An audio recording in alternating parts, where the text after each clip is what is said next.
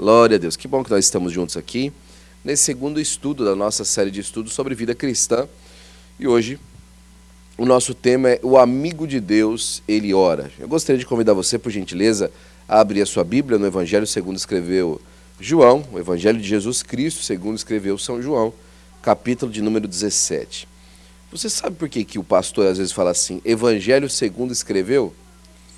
Porque o Evangelho não é daqueles que escreveram, o Evangelho é de Jesus. E é a percepção pelo Espírito de Deus, de João, de Mateus, de Lucas e de Marcos. Então, por isso, Evangelho segundo escreveu João, ou Evangelho de Jesus segundo escreveu João, capítulo de número 17, e nós vamos ler a partir do versículo 20.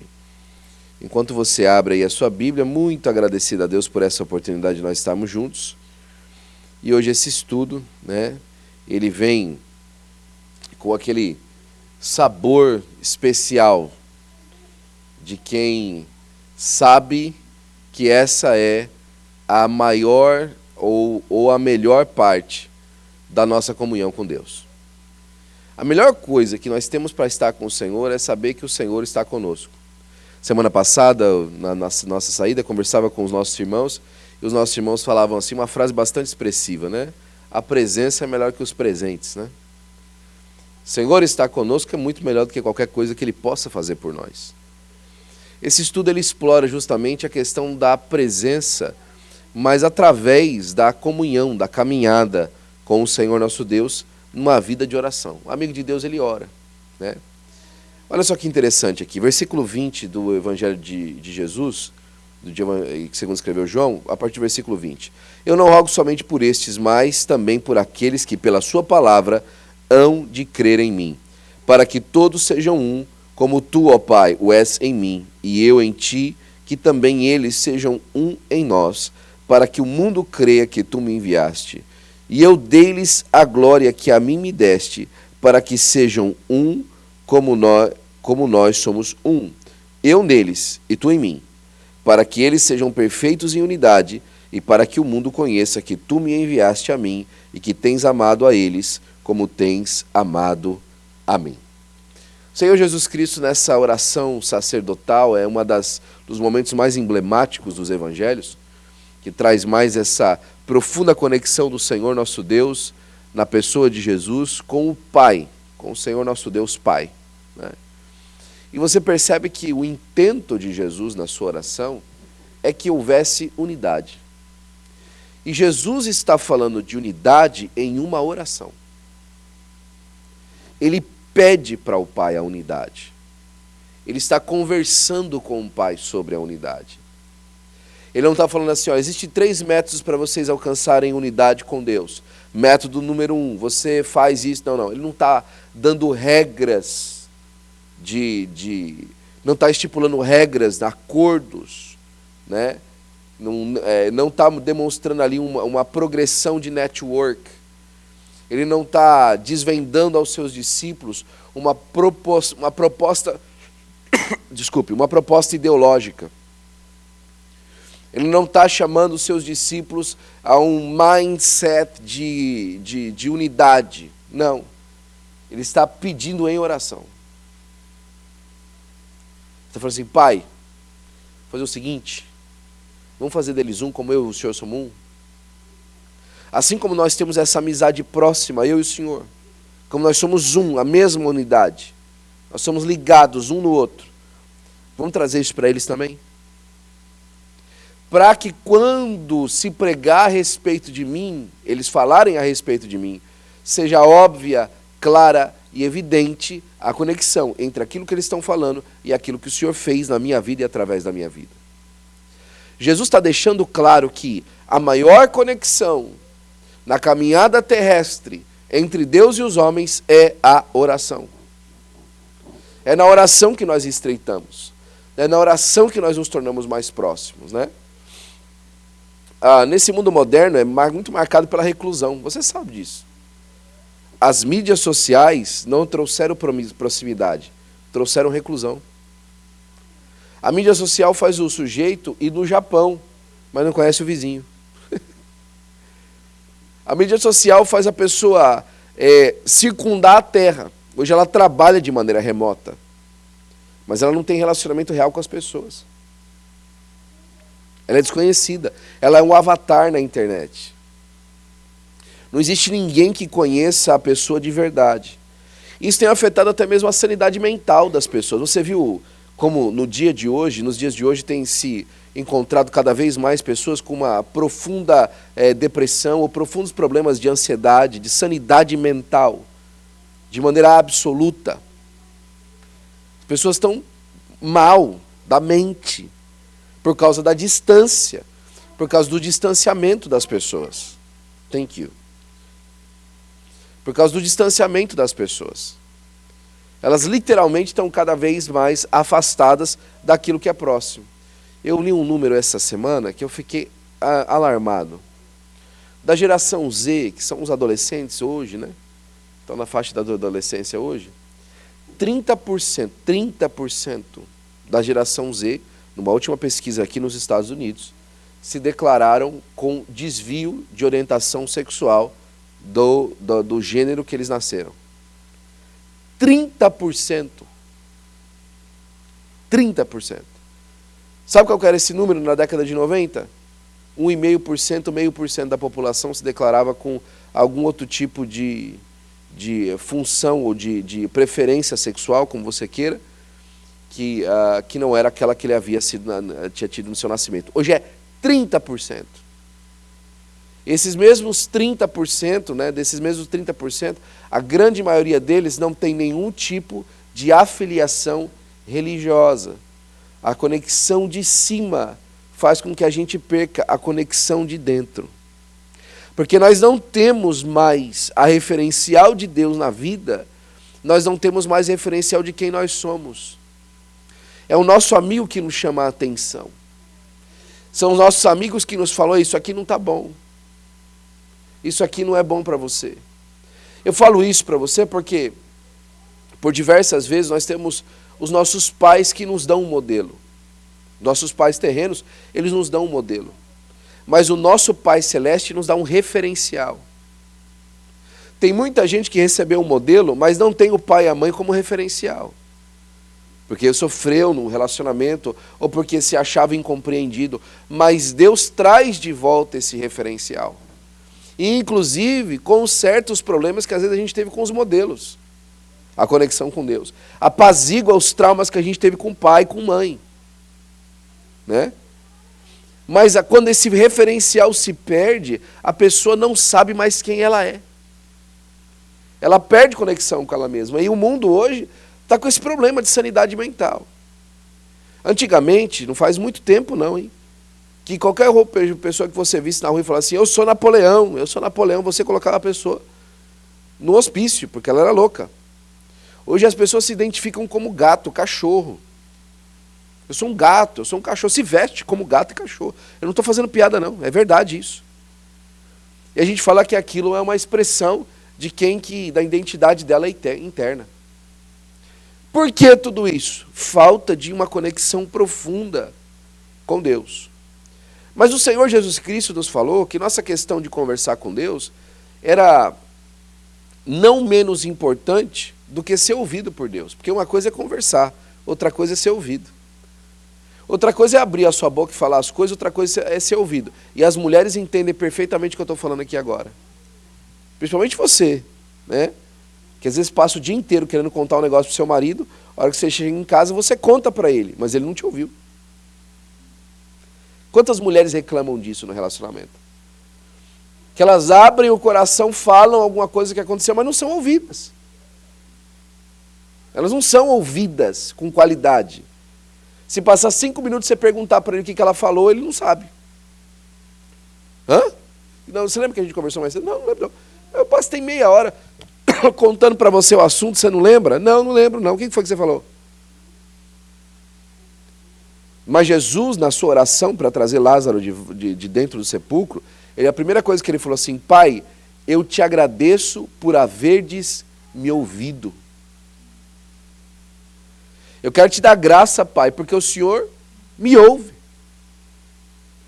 Na nossa conversa com Deus, na nossa oração, no nosso tempo de qualidade com Deus, no nosso dia a dia com o Senhor. Eu não falo de um momento de oração, dessa coisa, muitas vezes, que as pessoas colocam como um ato religioso de dobrar o joelho, de separar um tempo. Eu estou falando além disso. Estou indo além disso. Estou falando de uma vida de comunhão com Deus em oração. Esse tempo aí é importante? Absolutamente. Né? Absolutamente é tempo bom você passar pelo menos 3 horas por dia orando. Faça isso. Né? Busque isso na sua vida. 1 hora de manhã, 1 hora no almoço, 1 hora no final do dia, busque isso, pelo menos 3 horas por dia. Mas muito além das 3 horas por dia, passa tempo orando com Deus. Passa tempo em comunhão com Deus. E Jesus está falando aqui uma coisa maravilhosa que o Pai ouve. Isso é extraordinário. Porque não é um monólogo. Não é algo que você vai balbuciando palavras lá e o que pegar, pegou, depois eu falo assim, deu certo, né? Não é que nem um amigo meu brincava bastante com isso. Você joga positividade para o universo joga positividade para você. Não é isso. É uma pessoa que está te ouvindo, com qualidade, que está entendendo você. Já a gente vai falar um pouquinho mais disso, mais para frente. Jesus mostra para a gente que ele estava usando um recurso mais poderoso do que aquele que é amigo de Deus, é a oração. Davi é um exemplo notável de alguém que viveu de acordo com o propósito divino, como Atos 11:23 fala. E esse propósito vivido por Davi, alcançado em sua vida, ao ponto de ser conforme o coração de Deus, foi exercitado em uma vida de oração, que exposta em cada salmo que ele escreveu.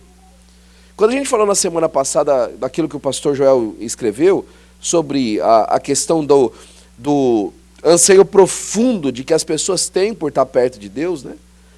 A gente vai mostrando hoje que na vida de Davi, isso é uma grande demonstração de como é que ele se encontrou com Deus nessa caminhada. Como é que ele conseguiu, por exemplo, cumprir o propósito de Deus na sua geração, sendo um homem tão falho. A oração. Davi orava. Quando você lê os salmos não são apenas hinos. Os salmos são um tempo de adoração, um tempo de qualidade, tempo de oração com Deus. Davi declarava aquilo que ele sentia no momento de comunhão com o seu Deus. Eu gosto, você sabe disso, do Salmo de número 4, quando ele estava fugindo de Absalão. De um lado ele fugindo de Absalão, no outro se sentindo abandonado por todo mundo. Ele fala assim, olha, eu vou colocar minha cabeça aqui, vou deitar e vou dormir em paz, porque o Senhor me faz habitar em segurança. Como é que ele faz isso? É o sentimento de quem foi ouvido. É o coração de quem fala assim, eu sei quem está cuidando de mim, eu falei com ele. Pastor Djalma, ele tem ele foi pastor em várias congregações do Ministério do Belém. E a resposta da caixa eletrônica dele, né, você ligou para o pastor Djalma, no momento não posso atendê-lo. Aí ele fala assim, Jesus Cristo está vivo, falei com ele hoje. Jesus Cristo está vivo, falei com ele hoje. É esse tipo de comunhão. É esse tipo de caminhada que a gente gosta de esboçar quando a gente estuda a respeito desse assunto, né? Hoje nós vamos falar um pouquinho dessa disciplina na oração, o poder da oração fervorosa, o impacto da oração na formação do caráter e a importância de falar e ouvir Deus na nossa oração. A gente vai aprender um pouquinho sobre a oração em línguas como a manifestação da nossa intimidade com Deus e como ela se reflete tanto em nossos momentos pessoais quanto congregacionais. Esse estudo não é apenas um aprendizado, mas um convite para a gente mergulhar em Deus.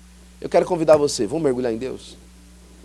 Vamos tirar aí aquilo que nos atrapalha e vamos entrar de cabeça nesse oceano da graça de Deus e mergulhar na nossa comunhão com Ele, para a glória do nome do Senhor Jesus Cristo. A primeira parte aí, o amigo de Deus ora, né? Uma das mais eficazes e simples maneiras de manter um relacionamento é o diálogo. Isso mesmo, simplesmente como conversar. Não tem nada que alimenta mais uma relação do que conversar. Trocar uma ideia. Tem dia que eu gasto tempo, ligo para algum irmão aqui da igreja, senão só liguei para conversar com você um pouquinho. Vamos conversar um pouquinho, vamos jogar um pouquinho de conversa fora. Vamos ver, como é que você está? Como é que estão as coisas? Como é que está a esposa, a família? O que você está passando? Como é que você está? de vez em quando a gente consegue ter, é mais pertinente ainda, e a gente consegue melhorar isso, traz em casa. Senta aí, meu amigo, como é que você está? Fala para mim, né? E amigos são felizes no relacionamento mútuo, por simplesmente ter alguém que quando um fala, o outro ouve de maneira ativa. Entende o que o outro está falando, mesmo que quando discorda. Quantas vezes eu já disse para um amigo, rapaz, obrigado por me ouvir, viu? Ou então, desculpa por ter feito isso com o seu ouvido, que eu carreguei você com um monte de coisa aí minha, tal, me perdoa, né? Ou então, que agradável a nossa conversa. Os amigos, eles riem pelas coisas que acontecem, eles se divertem pelas coisas que acontecem, né? Eles também sentem, às vezes, no coração, o peso por alguma coisa que o outro amigo está passando. Eu lembro de maneira clara, por exemplo, uma vez, muito clara, quando eu ouvi a lágrima de um amigo pelo telefone. Enquanto ele conversava comigo, eu contava para ele uma coisa que estava se passando na minha família. Eu lembro de que eu ouvi as lágrimas dele. Você entende o que eu estou falando, né? Que você sabe que a expressão da pessoa no outro lado do telefone, ela está chorando com você. Ou então um entusiasmado, alegre, feliz. Parabéns, meu amigo, que coisa boa. Já passou por isso na amizade? Já sentiu, já experimentou isso no caminhada com alguém, na amizade com alguém? A amizade é assim, ela é mais do que presente. Ela é mais do que acesso, ela é mais do que influência. É um relacionamento sincero. A amizade não se prende com influência, com presente, com acesso a alguma coisa. Ela é um relacionamento sincero. Dialogar é a alma da amizade, a essência pura de uma conexão entre seres que compartilham a vida. Essa proximidade é tão grande que o Salmo 32, versículo 8, eu gosto bastante, ele ecoa essa proximidade que Deus está falando para o salmista, olha, eu vou te dar conselho só com a vista. Só o fato de eu olhar para você, você já vai entender o que eu quero dizer. Nós vamos estar tão próximo que apenas no olhar a gente vai ter comunicação. A amizade é assim. Eu lembro já alguma vez que alguma coisa aconteceu no meio nosso e era alguma coisa particular para um amigo e aí eu só olhei para um amigo, o amigo já entendeu o que eu disse. No casamento, como muita gente tem disso? Quando a gente entra em um lugar, a gente bate o olho, não fala nada um para o outro, depois chega no carro, você viu aquilo ali? Não, eu estava doido para falar para você. Os dois já entenderam, já perceberam, porque faz parte da amizade. É a conexão. É simples, é mútuo, né? Quantas vezes a gente não desenvolve também na amizade o próprio idioma? Não é verdade? Eu lembro disso até de maneira cômica, né? 2 amigos meus do Nordeste, que enquanto eles estavam falando com a gente, eles falavam normal, mas se eles falavam entre eles falavam com sotaque nordestino. É muito engraçado. Falei assim, rapaz, você passou na igreja de vir para cá? Que legal. Aí eu olhava para o irmão, rapaz, tu passasse no supermercado para trazer alguma coisa? É? Eu não falei, mas tu não comprasse não? Era incrível. Se eles estavam falando um com o outro, mudava a língua, porque era uma língua íntima da casa. Amigo é assim. Tem um amigo meu que se eu não atender assim, homem, ele fala assim, Pai do Senhor, meu irmão. Ele fala, você está ocupado, eu ligo para você depois. Não estou não. Não. Gente, você falou comigo que o jeito que tem alguém aí, eu não quero falar com você quando tem alguém aí, que eu não quero atrapalhar você. Depois eu te ligo. Se eu não atender ele com uma voz que ele me reconhece do outro lado, ele não quer falar comigo no telefone. E amigo não é assim, não reconhece no tom de voz. Liga para você fala, Pai do Senhor, tudo bem? Ih, meu amigo, alguma coisa está ruim lá. Amigo sabe. Isso é uma linguagem que é até íntima dos dois. Às vezes é um fungar. Não está bem. Meu amigo não está bem. Ele comunicou para mim que ele não está bem. Ele disse para mim que ele não está bem. Mas como é que ele falou? Ele contou para você o que foi? Não contou o que foi. Mas do jeito que foi ali, eu já sei. Que não está bem. A amizade tem isso, não tem? E o que isso tem a ver? Eu gosto dessa conexão porque tem muito a ver. Amizades têm também uma linguagem comum quando a gente falou, né? Pastor Antônio Gilberto tem uma frase que para mim é muito emblemática. Ele fala assim: na verdade, o homem não fala a língua de Deus. Então Deus cobriu a sua palavra com linguagens humanas para que o homem conseguisse compreender a mente do Senhor. Excelente. O que eu estou dizendo com isso? É que as nossas experiências humanas, que trazem essa conexão e esse sentido, elas estão aí para que nós descubramos o quão íntimo Deus quer ser de nós.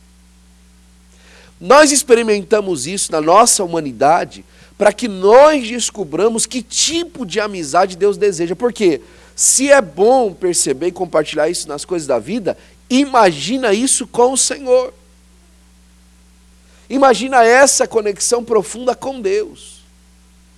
Se nós desfrutamos de amizades na terra que nos fazem bem, que às vezes nos salvam de um problema, que às vezes nos ajudam, nos auxiliam em uma circunstância, imagina uma amizade com Deus. E como é que eu conquisto? Na oração.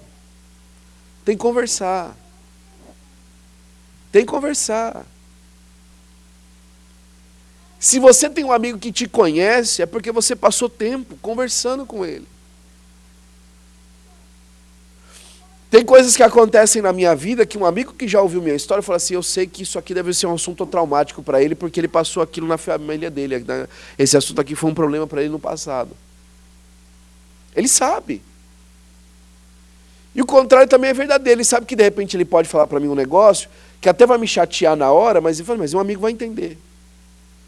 A amizade tem isso. Se é assim mais uma vez nesse âmbito, imagina com Deus. Imagina o tipo de amizade que Deus quer nos ter. É por isso que Ele convida para uma partilha genuína. O Salmo de número 139, ele compartilha essa genuinidade dessa amizade com Deus. Ele fala assim: Senhor, a palavra não me chegou nem na boca, ainda o Senhor já conhece. Já olhou e falou assim: eu já sei. Ele me olha e me sabe o que está no meu coração. Agora, sabe qual que é a pior coisa para nós? Porque Deus não perde nada. É nós temos uma amizade tão profunda como essa para desfrutar e não desfrutar. É nós temos uma amizade dessa tão maravilhosa para compartilhar a vida e não compartilhar. E não andar nela, e não desfrutar dela. E não entender que Deus nos conhece. Alguém, às vezes, a pessoa fala assim: Deus me conhece. Isso devia te assustar. Deus te conhece, camarada. E Deus te conhece na sinceridade e Deus te conhece nos erros. Agora, receba Deus como um amigo que quer te ajudar. Hoje mesmo eu conversava com um amigo e falei assim: cara, não achei bom o que você fez. Não, mas se justificou, mas eu fui amigo dele. Falei: não foi bom. Ele explicou e tal, ainda de maneira como eu falei assim: não foi bom. Eu não vou mudar a minha opinião porque você está justificando porque você fez.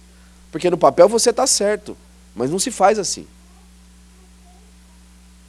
E por diversas vezes, a gente não gosta desse tipo de amizade, que nos fala aquilo que viu de errado.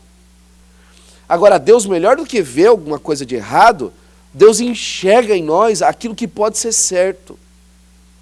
E já nos vê desse jeito, ainda enquanto nós estamos errando, trazendo a gente para o caminho do certo. Deus quer ser o nosso amigo. Ao orarmos, estamos participando dessa amizade celestial com Deus. Duas ideias centrais aqui para a gente alicerçar, né? A história de Abraão exemplifica a relação intrínseca entre fé e comunicação com Deus. Sua fé não era estática, era alimentada e reforçada por um constante e íntimo diálogo com Deus. A história de Abraão dura mais ou menos entre o capítulo 12 do livro de Gênesis até o capítulo 26. Se a gente der uma forçadinha, a gente vai até o 26, né? Ela termina mais ou menos no 24, na verdade. Mas se você der uma forçadinha, você vai até o 26, que ainda tem algumas alusões a Abraão ali. Acabou a história. 12 capítulos. Acabou a história de Abraão. Mas Abraão, em 12 capítulos, em pelo menos 5, ele está falando com Deus. E pelo menos 5 é um diálogo dele com Deus. Abraão viveu 100 anos. Mais de 100 anos. Mas a história dele foi marcada por diálogos com Deus. Deus falando com Abraão. Deus dando testemunho de Abraão. Abraão falando com Deus. Tem uma passagem do capítulo 15, se eu não me engano, que as pessoas às vezes não pegam aquilo no que está, no texto, do jeito que está, não. Depois que Abraão entrega o dízimo ao Melquisedeque, Deus aparece para Abraão e fala assim: Abraão, eu sou seu galardão. É verdade, mas o senhor não me deu filho do jeito que o senhor tinha falado, não. Sabe o que Abraão estava falando? Assim, cadê o pedaço da promessa que o senhor me falou? Isso é coisa de amigo, cara. Isso é coisa de gente que é íntima. Lá para frente, quando Ismael nasce, no capítulo 18, ele fala assim: Abraão, eu sou seu galardão, tal. Ele vive Ismael na tua presença. Coisa de amigo. Não, meu amigo é leal, não vou constranger meu amigo, não, né? Não é isso, não. Amigo, não, Abraão. Não é assim, não. Não é desse jeito, não. Nós somos amigos de verdade, você vai ter filho do jeito que eu te falei que você vai ter.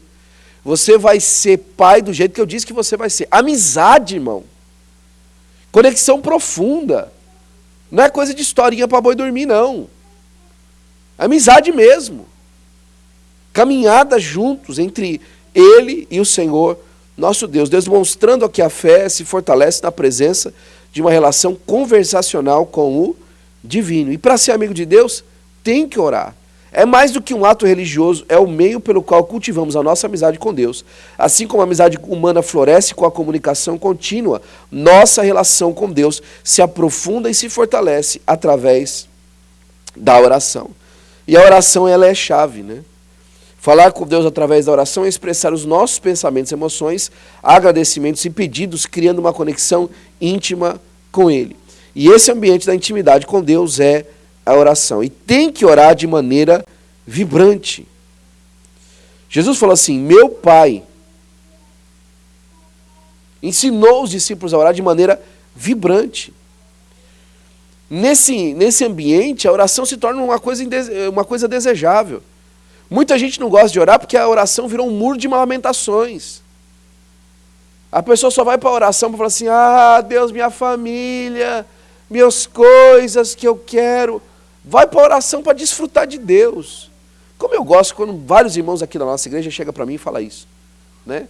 E é exemplo aqui de sempre dois, que eu sempre me lembro, e sempre fala de momentos de oração. Pastor, estava hoje à tarde lá adorando a Deus na minha casa, ou então estava passando um tempo de adoração com o Senhor.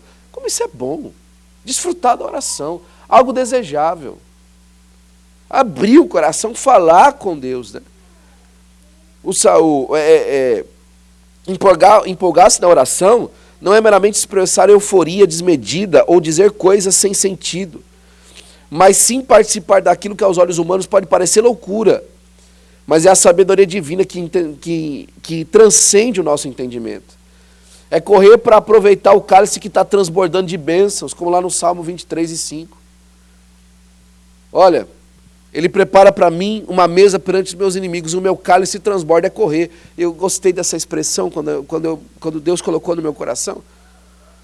Lembra quando você era mais novo e a Coca-Cola estava com muito gás e o gás subia e você falou assim: vai derramar.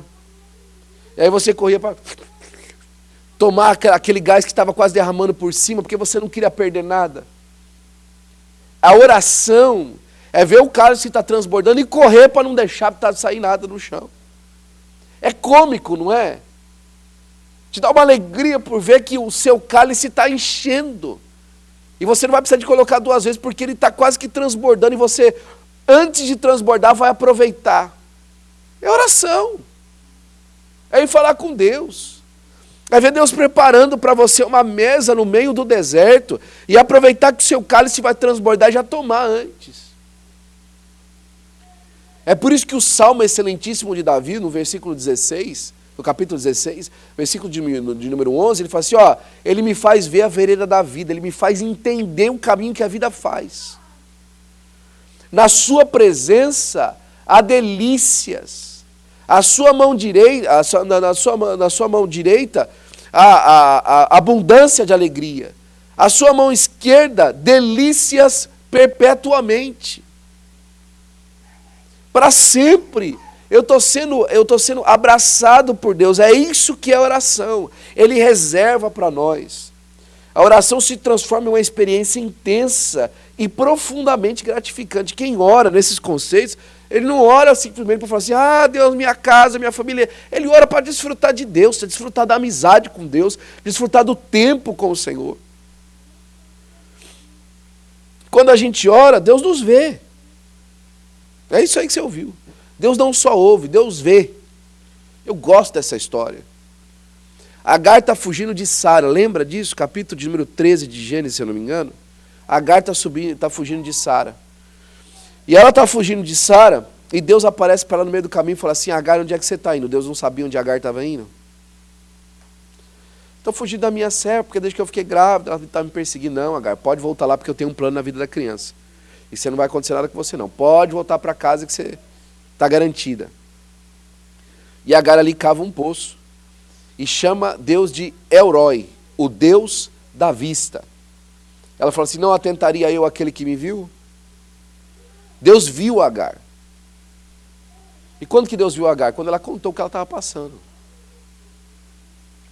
Esse nome dá uma paradinha e depois parece Beer-Lahai-Roi, que é o mesmo El-Roi. E aí quem estava orando lá, quem estava meditando lá? Isaac. Quando Rebeca está voltando, quando Rebeca está chegando para ver Isaac a primeira vez, Isaac está voltando das suas meditações de Beer-Lahai-Roi. Ele não estava meditando na tenda de Sara. Ele não estava meditando na frente dos carvalhais de Manre, e nem o pai dele, andando na frente dos carvalhais de Manre. Não. Ele foi lá no lugar onde Deus falou com a escrava.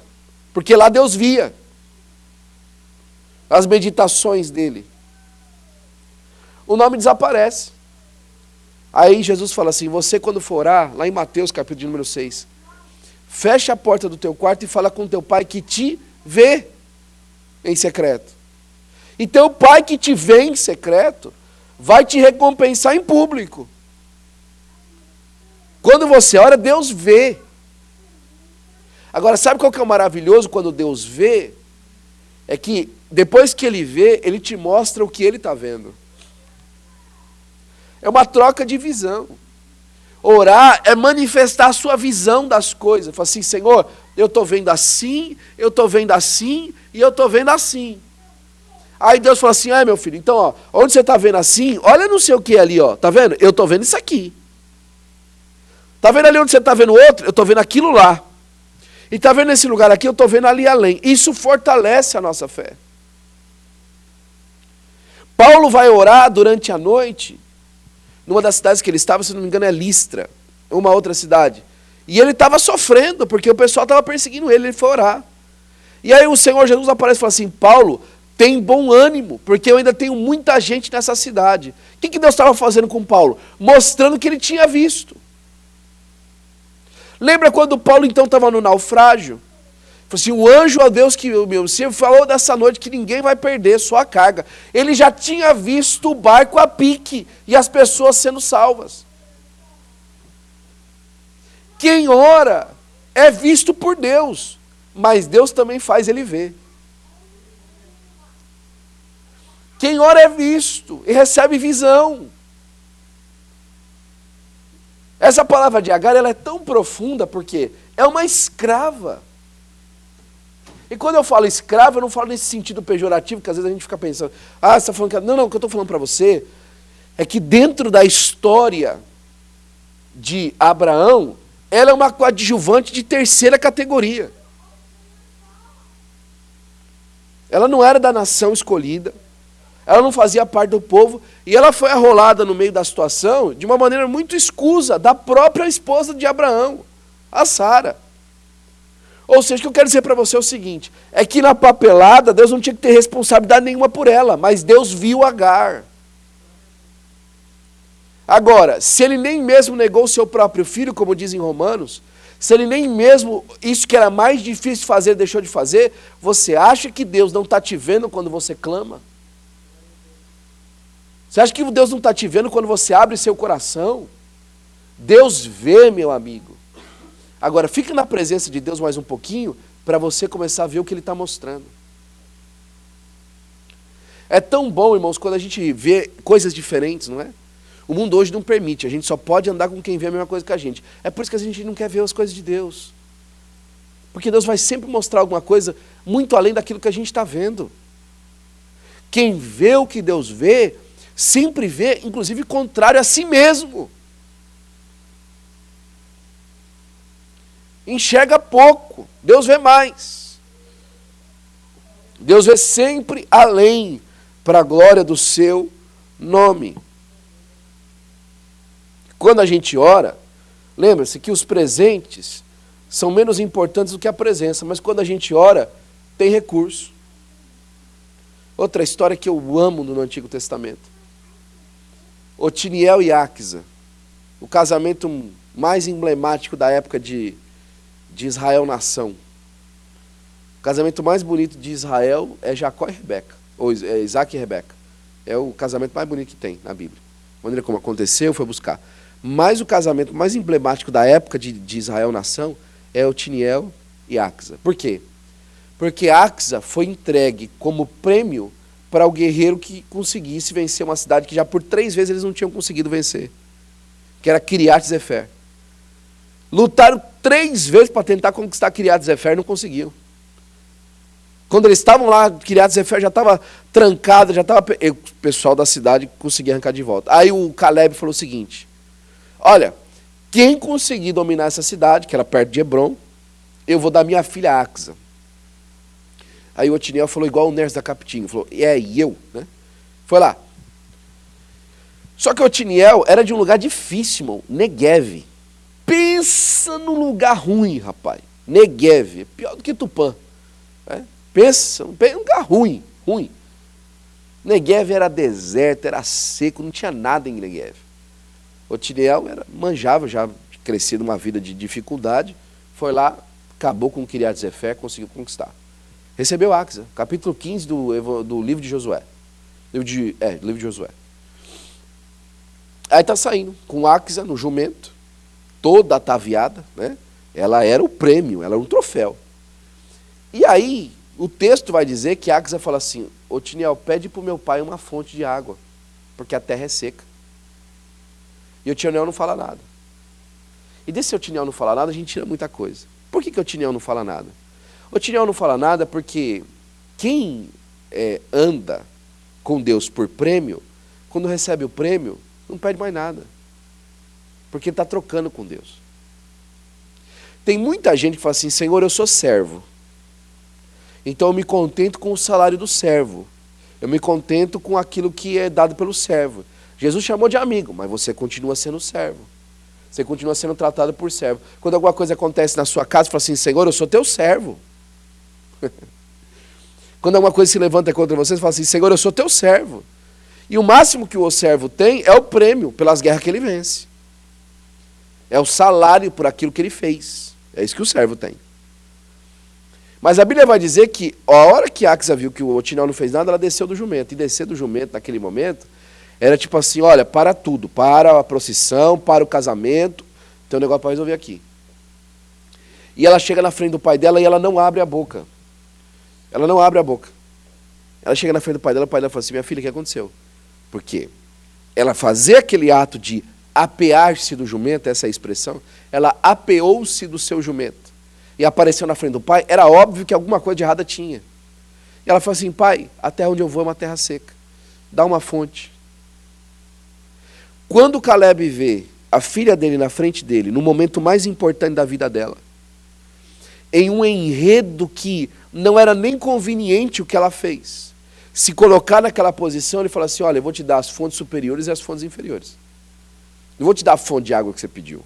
Eu vou te dar mais do que você pediu. Porque eu entendo o tamanho da sua necessidade. Agora, o que é isso? Aqueles que aprendem a desenvolver uma comunhão com o Pai Celestial, uma amizade com o seu Pai, não é igual o filho mais velho, que não sabia que o pai queria, não sabia que as coisas eram dele. Ele era o filho mais velho e vivia igual empregado. O senhor nunca matou o bezerro cevado para mim. Meu filho, tudo que eu tenho é teu. Você contenta só com o pão da mesa? É tudo teu, meu companheiro.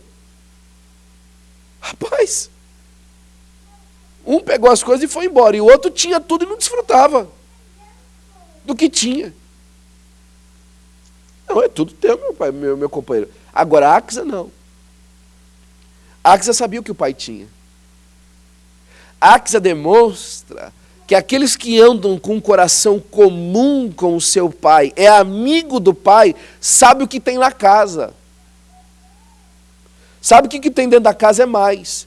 É por isso que Jesus explica essa passagem de Axa, numa inferência teológica muito bonita e especial, em duas passagens, em Lucas e em Mateus.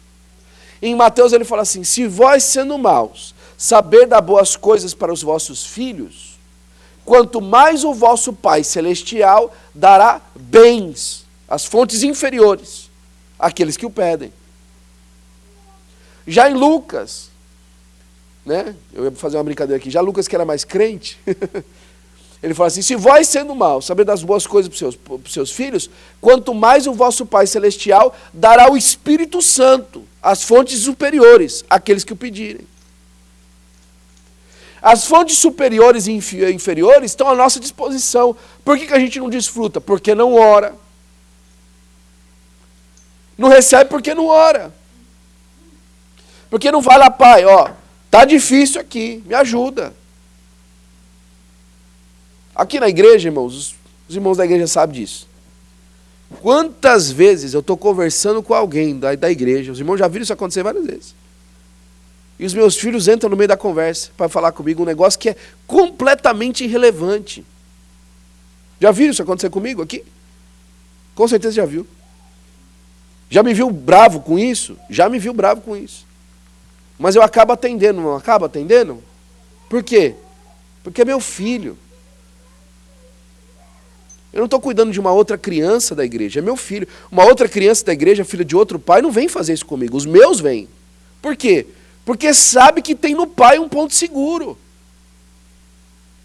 Queira ou não queira, desagradável que não seja, inclusive para mim, muito mais para mim.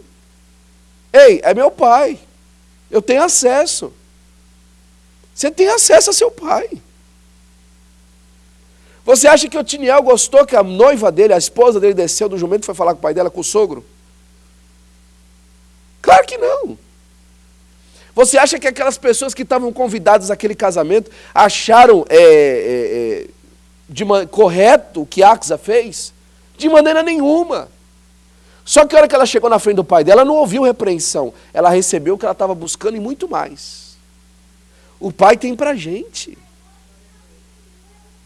O pai tem pra gente, na sala do pai, na casa do pai, no quarto do pai, na sala do trono do pai, os filhos entram de braços abertos. Os filhos entram com o coração do pai em favor deles, porque o nosso irmão mais velho conquistou isso pra gente, o Senhor Jesus Cristo. Nós somos filhos por adoção, nós podemos chamar ele de Abba Pai. Nós fomos bem recebidos. Agora, como é que a gente consegue isso? Na oração. Isso não é macumba, não é trabalho de feitiçaria de crente. Isso é oração, é chegar e falar assim: pai, me ajuda. Pai, olha essa situação. Pai, me socorre. Abrir o coração. Inclusive para entender. Que às vezes o pai vai falar assim: não. Que você está de castigo nesse sentido. Entenda o castigo, pelo amor de Deus, não estou falando castigar de Deus, aqueles castigos que a gente fala de praga, não é isso que eu estou falando, não. Puxão de orelha.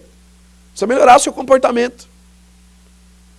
Mas às vezes a gente encontra-se com Deus como Axa. Não, não, não. Agora não é tempo de melhorar o comportamento.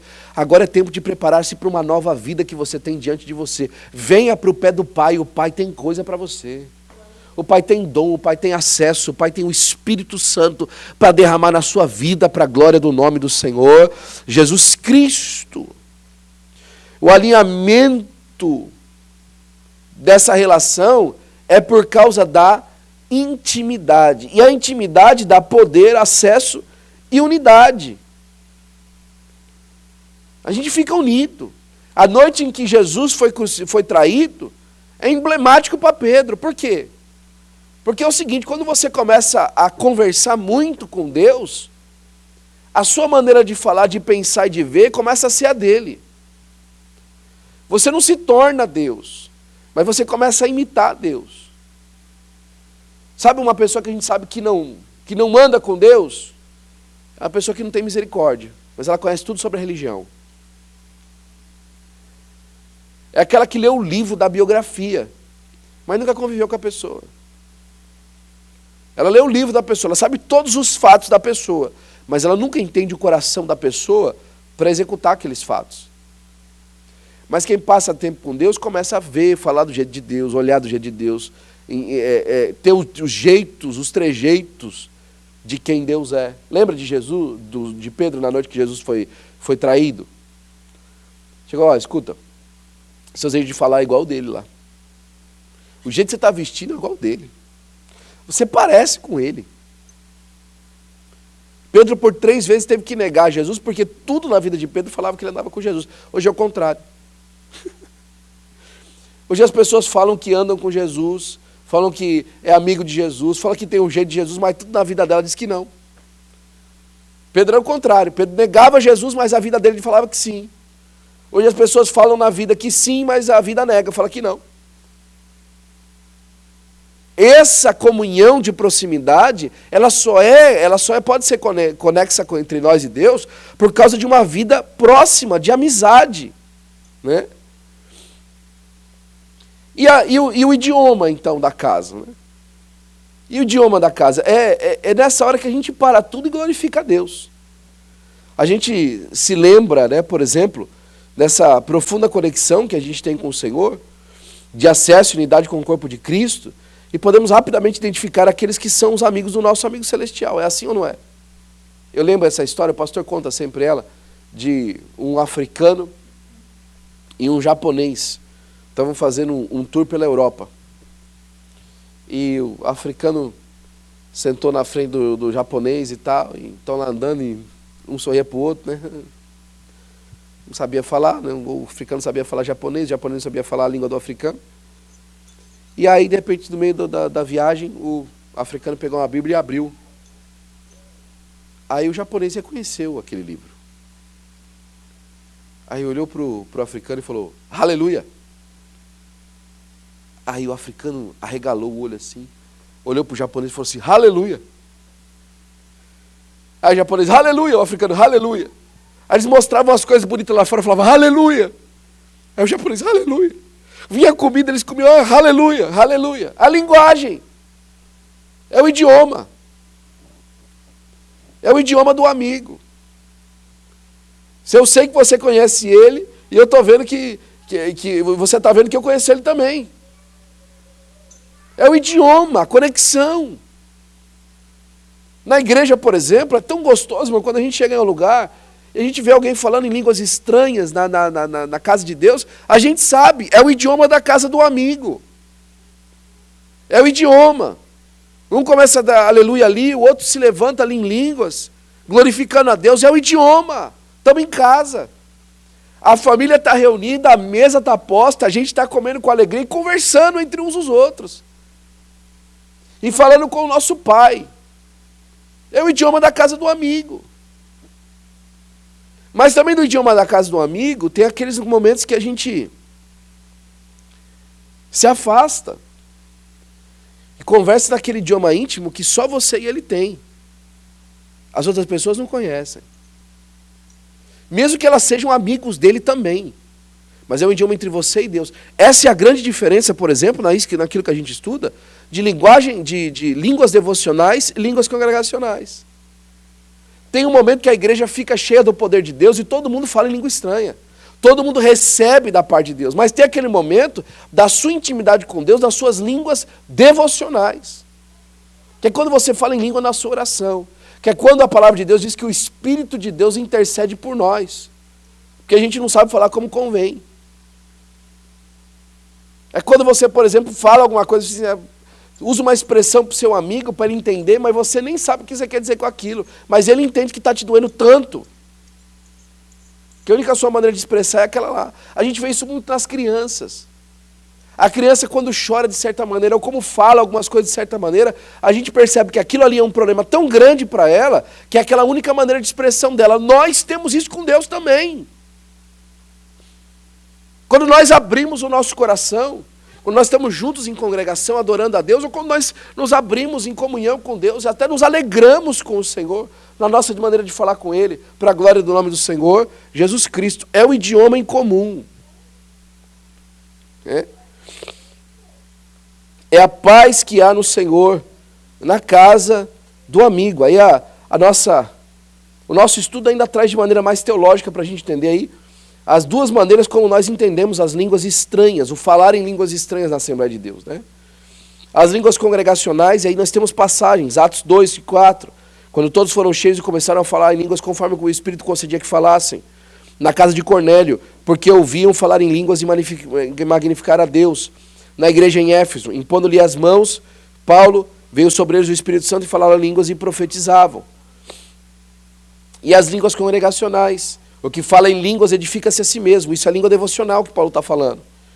14:2 ainda, porque o que fala línguas estranhas não fala aos homens, senão a Deus. E ainda, quando Paulo fala assim, eu falo mais línguas do que todos vós. E Paulo está falando que fala uma língua mais do que todos eles, não as línguas que ele falava de idioma. Ele está falando de línguas mesmo estranhas, porque ele era uma pessoa que ele gostava de abundar nos dons espirituais. Ele gostava de desfrutar dos dons espirituais. Chegou tempo ao crente voltar a falar língua estranha de novo. É o idioma da casa do amigo. Você está num país estrangeiro, mas não perde a língua não. Só para você perceber uma história engraçada. Pastor Gilson conta isso para a gente morre de rir. Fala que o irmão dele ligou para ele do Brasil, falou assim, e aí, Gilson, tudo bem com você? Ele falou, tudo bom, meu amigo. E aí, já aprendeu a falar inglês, pastor? Aprendeu a falar inglês, Gilson? Ele falou, rapaz, não aprendi a falar o inglês e estou perdendo o português. Aí o irmão dele falou assim, Gilson, então volta logo antes você fica mudo. Consegue falar uma coisa nem outra, né? Antes você fica mudo. Tem muito crente que está mudo na igreja. Ele entra mudo e sai calado. Ele não abre mais a boca para exultar o Senhor. Mas sabe qual que é a tristeza maior, meu irmão? É que não é o que está acontecendo aqui, é o que está acontecendo em casa. Ele não fala mais em língua em casa. Ele não fala mais em língua no carro. Ele não desfruta mais de Deus na sua devoção. Então, na congregação, nem se fala. Nem se fala. Eu quero incentivar você a 2024, desfrutar da presença de Deus com línguas estranhas, com alegria. Desfrutar, exultar na presença de Deus. E se você não fala em línguas estranhas, eu quero que você busque o batismo com o Espírito Santo. Para você falar também. Porque essa promessa diz respeito a vós, aos vossos filhos e a tantos quantos o Senhor chamar. É uma promessa até a volta de Jesus. Jesus ainda está batizando com o Espírito Santo para a glória do nome do Senhor Jesus Cristo. E é por isso que a oração, e por último, a gente vai terminando, é fôlego. A oração é fôlego. Na jornada de se tornar um amigo de Deus através da oração, percebemos que a oração é essencialmente o fôlego da nossa vida espiritual. E aqui a gente vê uma kenosis eterna de Deus. Porque tem muita gente que fala que a kenosis é uma questão só ali de Filipenses capítulo 2, versículo 5 adiante, que é o esvaziamento da divindade para se habitar entre os homens. Mas a palavra de Deus fala desde Gênesis que todo dia na viração do dia, Deus vinha falar com o homem. É verdade ou não é? Inclusive no dia que o homem pecou. E se a glória de Deus consome o homem no pecado, por que não consumiu aquele dia?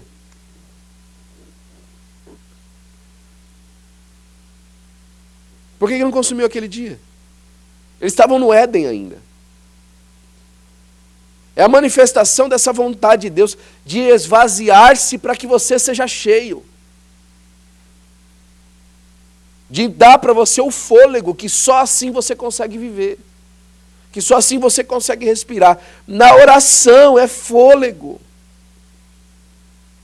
Muitos perdem essa rotina da oração e passam a não ter fôlego, né? Tem muita gente que hoje na igreja, está no respirador. Está vivendo no respirador. E sabe como é que ela está respirando?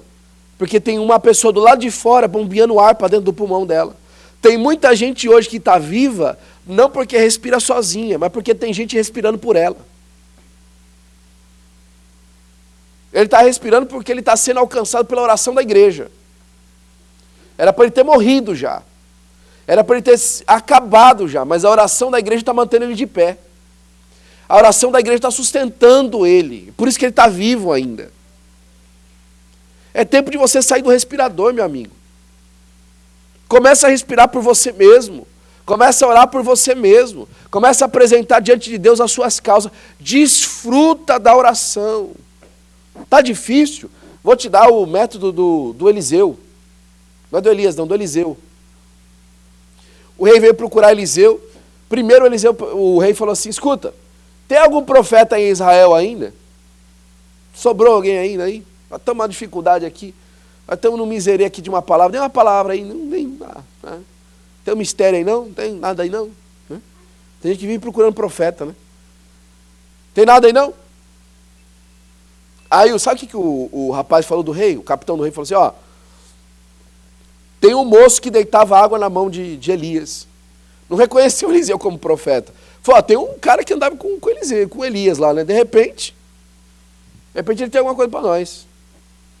Foram falar com Eliseu. A hora que Eliseu viu o rei, eu não vou profetizar para esse cara não. Eu não quero nem saber. Ficou tão azedo que não queria falar. Mas o rei falou assim, rapaz, não precisa de uma palavra de Deus, meu amigo. Busca Deus aí. Aí sabe o que o Eliseu fez? Pegou, trazer um músico e falou assim, ó, tanje o tangedor aí. Sabe o que ele fez? Sabe o que isso é em outras palavras? Deixa eu modernizar para você. Contextualizar para você.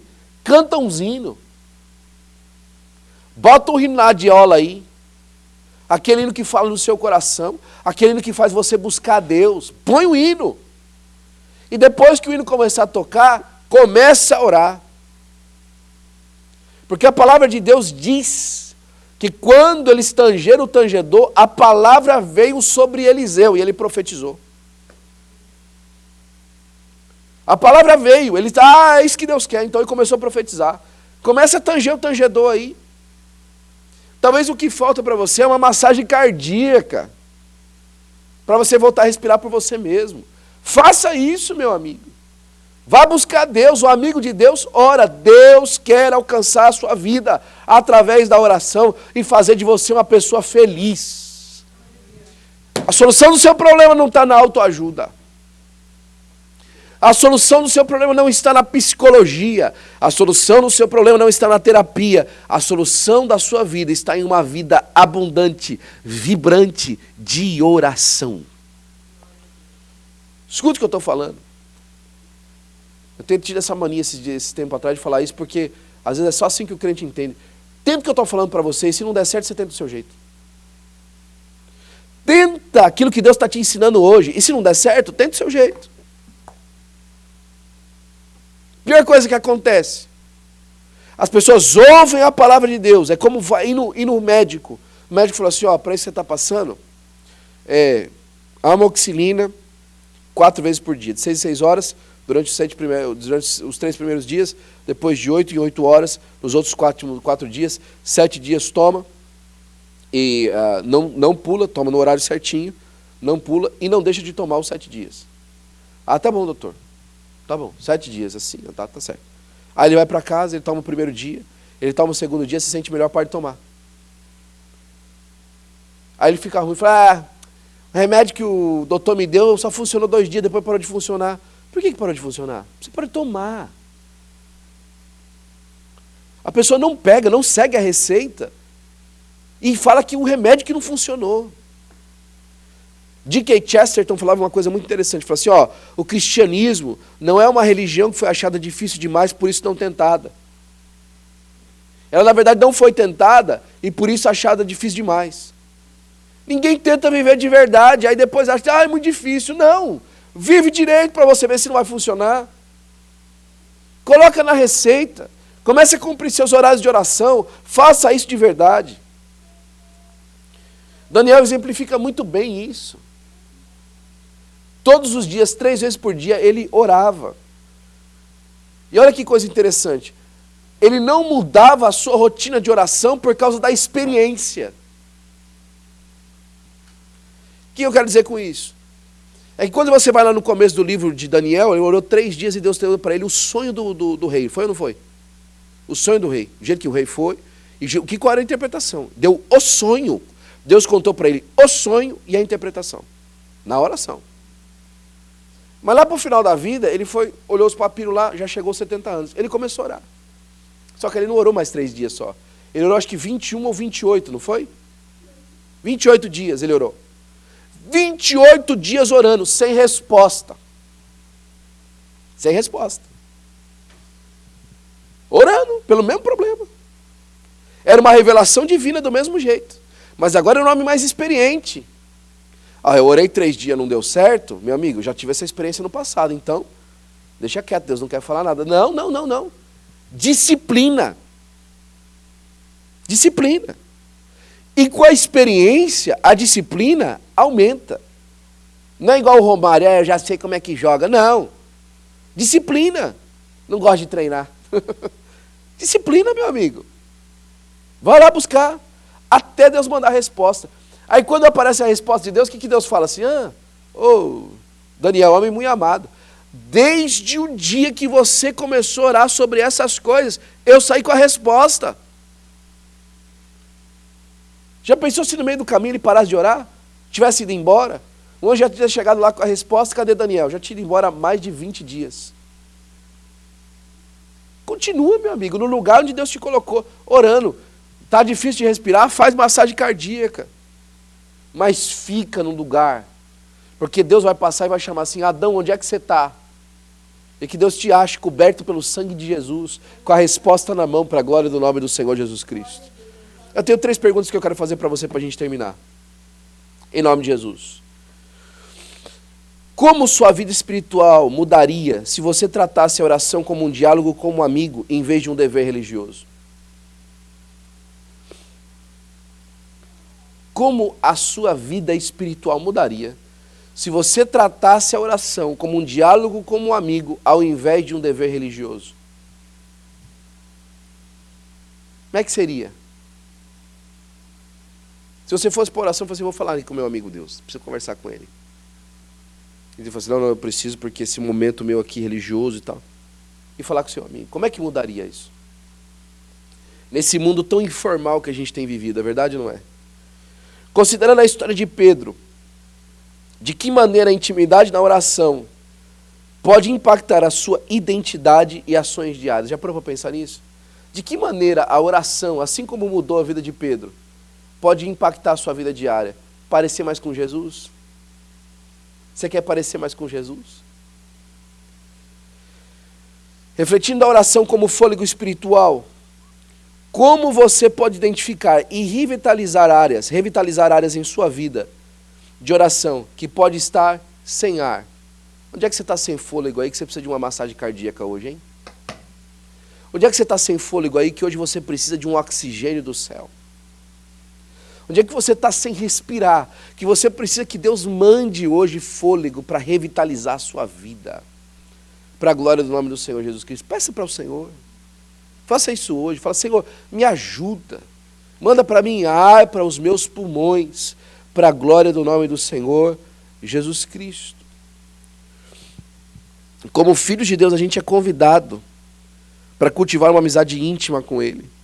O ato de áxia de apear do jumento simboliza um passo de humildade e reconhecimento da nossa dependência de Deus. Hoje talvez é a hora da gente apear do jumento aí. Sai desse jumento, meu amigo. Esse lugar de honra terrena. E começa a realmente entrar na casa do seu pai, que faz toda a diferença. Aquele jumento não significava nada para ela perto da terra de Negev, que era seca. O que ela precisava era de água. Você não precisa de ser honrado, você precisa de água. Você não precisa de aparecer na televisão, aí nos holofotes. Você precisa de água, você precisa beber água. E hoje é dia de descer do jumento e vir na presença do seu Pai, porque Ele tem fonte de água para você, para a glória do nome do Senhor Jesus Cristo. Chegai-vos a Deus, e Ele chegará a vós.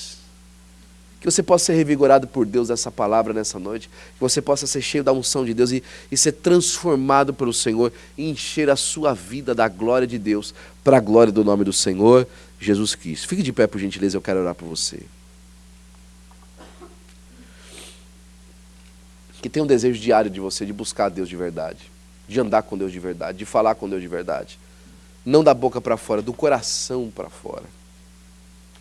abrir de verdade o seu coração e falar com o Senhor nosso Deus, e honrar o Senhor em todos os seus caminhos para a glória do nome do Senhor Jesus Cristo. Deus está te dando ar hoje de novo, viu? Deus está mandando uma fonte para você hoje. A fonte superior.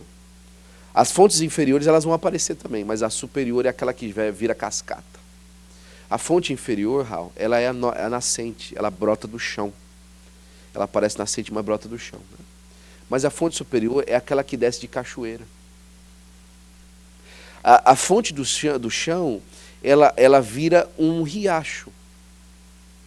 Mas a fonte do alto, ela é quedas de água. Na fonte de baixo, a gente bebe água, mas na fonte de cima a gente toma banho.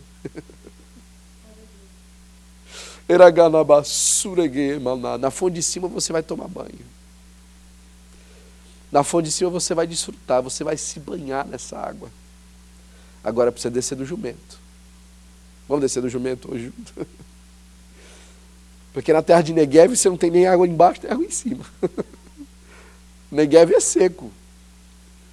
E Negev você nem bebe nem toma banho. Mas Deus está te mandando hoje para beber e para tomar banho. Para a glória de Deus. E manda ar para a sua vida, oxigênio para você respirar. Pai, obrigado, Senhor, por essa palavra tão gostosa para o nosso coração, Senhor. Por esse tempo, Senhor, Pai, de aprendizado em Ti, Senhor. Eu quero te agradecer também, Senhor, por todos esses anos, ó Senhor, Pai, que o Senhor tem nos dado esse templo, Senhor, Pai, para ministrar a Tua palavra no culto de ensino, Senhor. O Senhor sabe da alegria do nosso coração, Senhor, Pai, de hoje estarmos nos despedindo, nos nossos cultos de ensino aqui. Foi o Senhor quem fez. Foi o Senhor quem sustentou. Foi o Senhor quem estabeleceu e o Senhor continua sustentando, o Senhor continua fazendo. Senhor Pai, nessa noite, Senhor Pai, que a água, Senhor Pai, que nos purifica, que a água, Senhor Pai, que nos hidrata, que serve até mesmo como alimento para nós, que serve até mesmo como alimento futuro, quando rega a semente que a gente planta, Senhor.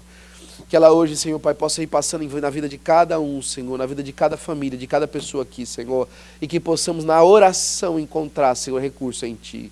Na oração encontrar, Senhor Pai, o nosso abraço no Senhor.